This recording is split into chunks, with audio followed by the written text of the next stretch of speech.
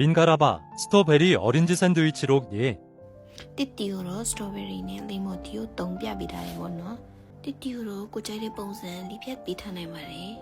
ဒီမှာ cream ကိုတခြားနေထည့်ပြီးတော့မှအလွေတကူလောက်ထားအမှန်ဆို cream cheese နဲ့ရောပြီးတော့မှ cream လောက်ရမှာပေါ့နော်အမျိုးဆိုပူပြီးတော့မှ creamy ဖြစ်ပြီးတော့စားလို့ကောင်းပါတယ်ရှင်ပထမတစ်ခါထည့်ရနေတော့လို့ပေါ့နော်ကျိတ်ဆက်မလည်နိုင်ဘူးတော့ဒုတိယတစ်ခါထပ်ထည့်ပါတယ်ပြည့်လေးစုပူကောင်းပေမဲ့မပြည့်တပြည့်ရှိနေမှာအပြည့်တက်လိုက်ပါတယ်ပါမုံးတော့အလေကအဖြူပဲယူသုံးပေးထားတယ်ပေါ့နော်ခရီမကတော့ကိုကြိုက်တဲ့လောက်ထည့်လို့ရပါတယ်ရှင်ဒီမှာ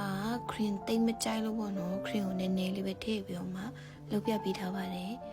ဒီနေရာမှာ strawberry အလုံးလိုက်မထည့်ရင်တော့နှရှမ်းခွဲပြီးတော့မှအဲ့လိုထည့်လေရပါတယ်နော်အိမ်မှာရှိတဲ့ကျွတ်အိမ်နဲ့ပဲအဆင်ပြေတယ်လို့ပတ်ပြီးတော့မှအဲ့လိုလေးပြထားပေးပါတယ်ရှင်ရလာတဲ့ recipe လေးကအရင်လာပြီးတော့မှစားချင်းဆက်ကောင်းတဲ့တိုက်ကြီး sandwich လေးရပါပြီရှင်ဒီတစ်ခါမှာတော့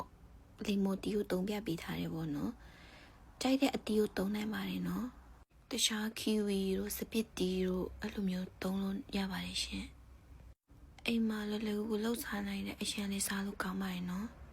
လီမိုတီ sandwich လို့ရရှိမှမာပြီးမှဖျက်လိုက်တယ်ပေါ့နော်လာတော့အောင်ဆိုတော့ထပ်ပြီးအတုံးတေးတေးလေးတုံးလိုက်ပါတယ်နောက်ဆုံးတော့ဆိုင်မှာဈေးကြီးပေးဝယ်ရတဲ့အရှင်စားလို့ကောင်းတဲ့တစ်တီ sandwich လေးရပါပြီရှင်အိမ်မှာလိုက်လို့စားကြည့်ကြပါနော်ဘိုင်ဘိုင်